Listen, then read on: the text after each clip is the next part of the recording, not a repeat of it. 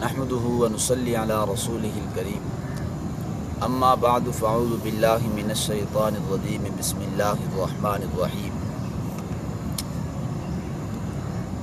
آج کی اس مختصر سی نشست میں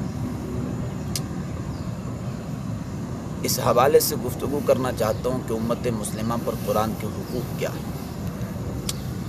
آخر یہ آسمانی کتاب، آخری کتاب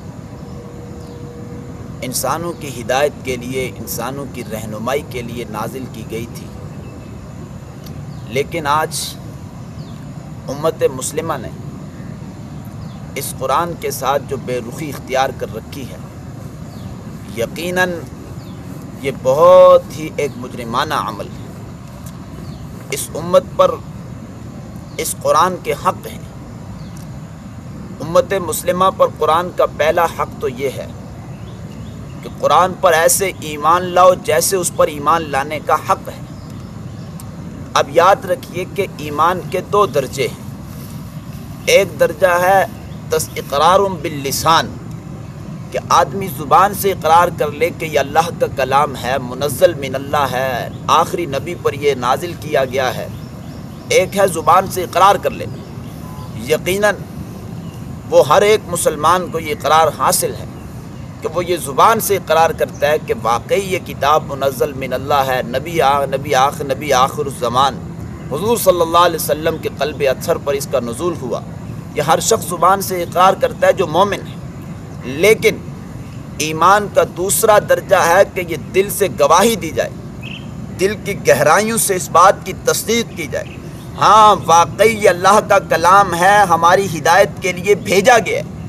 اگر دل کی گہرائیوں سے انسان کو یہ کامل یقین حاصل ہو جائے، دل کی گہرائیوں سے کامل یقین ہو جائے اسے، تو یقیناً وہ آسانی کے ساتھ اس قرآن کے حقوق کو ادا کر سکتا ہے، وگرنہ بہت مشکل معاملہ ہے کہ ہم اس قرآن کے حقوق کو ادا کر سکیں جب تک دل کی گہرائیوں سے یہ یقین نہیں ہوگا۔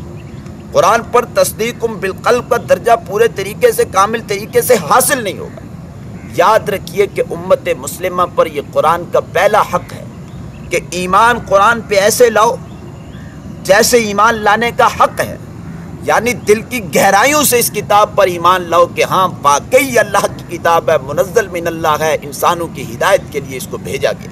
پہلی امت مسلمہ پر قرآن کا دوسرا حق یہ ہے کہ قرآن کو ایسے پڑھو جیسے اسے پڑھنے کا حق ہے، یعنی تجوید کی رعایت کر کے، عرب کے لہجے کو سمجھ کر، عرب کے انداز کو سمجھ کر، لغت عرب سے واقفیت حاصل کرنے کے بعد تجوید کے ساتھ اس قرآن کو صحیح طریقے سے پڑھا جائے، وگرنہ بہت سے قرآن پڑھنے والے ایسے ہوں گے کہ وہ قرآن تو پڑھ رہے ہوں گے لیکن قرآن ان پہ لعنت کر رہا ہے۔ اس لیے قرآن کو صحیح تجوید کے ساتھ سیکھنے کے بعد اس کو پڑھا جائے جیسے اس کو پڑھنے کا حق ہے۔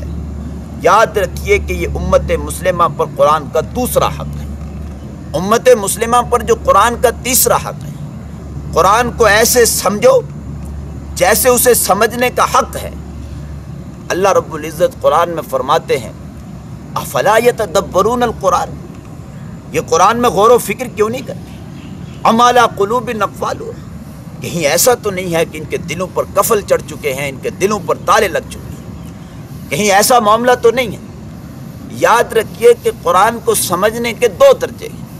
اللہ نے قرآن کے اندر جو اصطلاحات استعمال کی ہیں، ایک اصطلاح استعمال کے تذکر بالقرآن کی، کہ قرآن کے ظاہری الفاظ کو سمجھ لیا جائے، قرآن کے متن کو سمجھ لیا جائے، انسان لغت عرب سے اتنا واقف ہو کہ قرآن کے ظاہری الفاظ کو پڑھتا چلا جائے، وہ جو قرآن کی نصیحت اور ہدایت کی باتیں وہ دل کے اندر پیوست ہوتی چلی جائے۔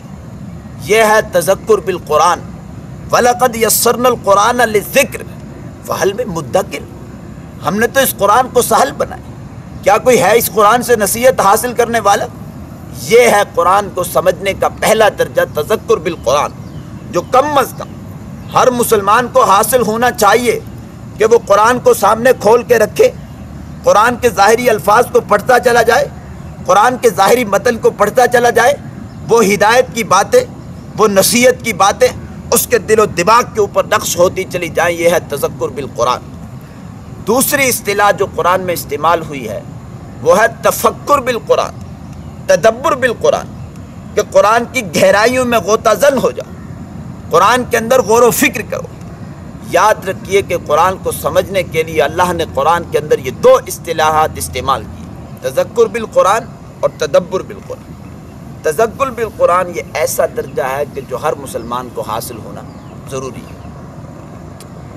تیسرے نمبر پر، پہلا نمبر کہ قرآن پر ایمان لاؤ جیسے اس پر ایمان لانے کا حق ہے۔ دوسرا نمبر کہ قرآن کو ایسے پڑھو جیسے اس کو پڑھنے کا حق ہے۔ اور تیسری بات یہ ہے کہ قرآن کو ایسے سمجھو جیسے اسے سمجھنے کا حق ہے۔ چوتھی بات، پھر قرآن پر ایسے عمل کرو، سمجھنے کے بعد جیسے اس پر عمل کرنے کا حق ہے۔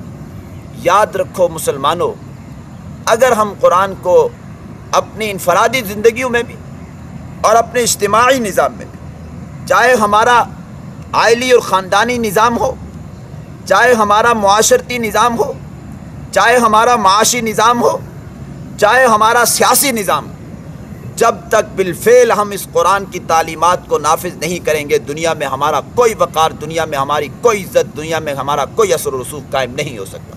یہ واضح بات ہے۔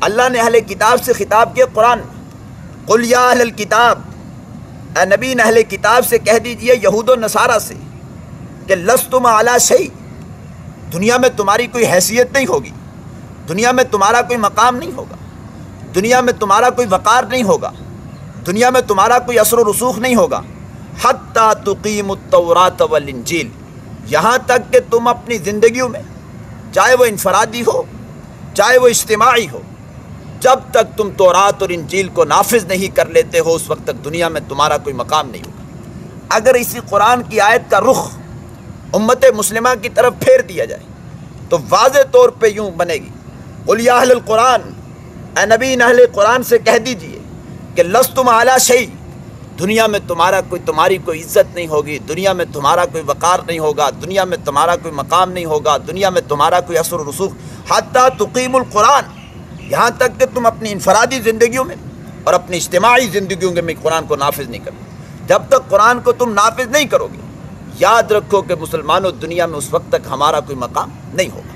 اور اللہ نے قرآن کریم کو عملی نافذ نہ کرنے کی اتنے شدید الفاظ استعمال کیے، فرمایا کہ وَمَن لَّمْ يَحْكُم بِمَا أَنزَلَ اللَّهُ فَأُولَٰئِكَ هُمُ الْكَافِرُونَ، جو لوگ قرآنی احکامات کے مطابق فیصلہ نہیں کرتے، فرمایا یہی کافر ہے۔ پھر اسی رکوع میں فرمایا وَمَن لَّمْ يَحْكُم بِمَا أَنزَلَ اللَّهُ فَأُولَٰئِكَ هُمُ الْفَاسِقُونَ، جو لوگ اللہ کے احکامات، قرآنی احکامات کے مطابق فیصلہ نہیں کرتے، فَأُولَٰئِكَ هُمُ الْفَاسِقُونَ، یہی نافرمان لوگ ہیں۔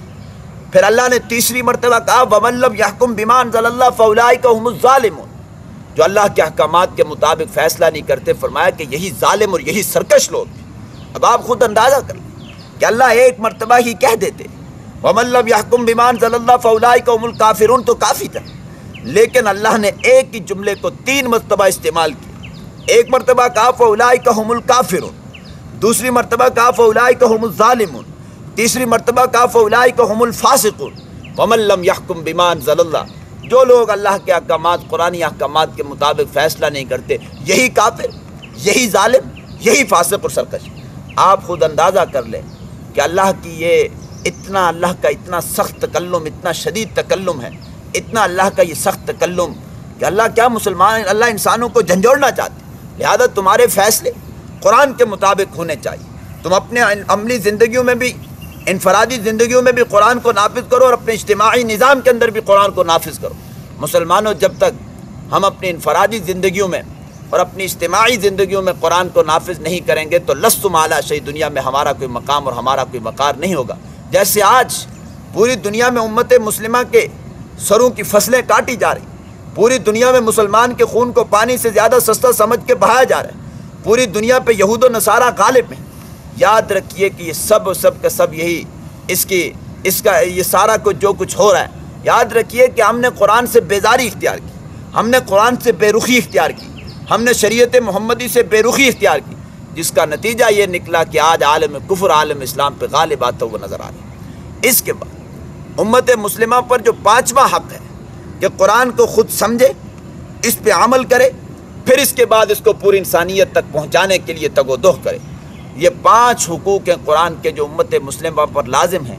اللہ رب العزت ان 5 حقوق کو سمجھنے کے بعد اللہ ہمیں اس پر عمل کرنے کی توفیق نصیب فرمائے۔ وآخر دعوانا الحمدللہ رب العالمین۔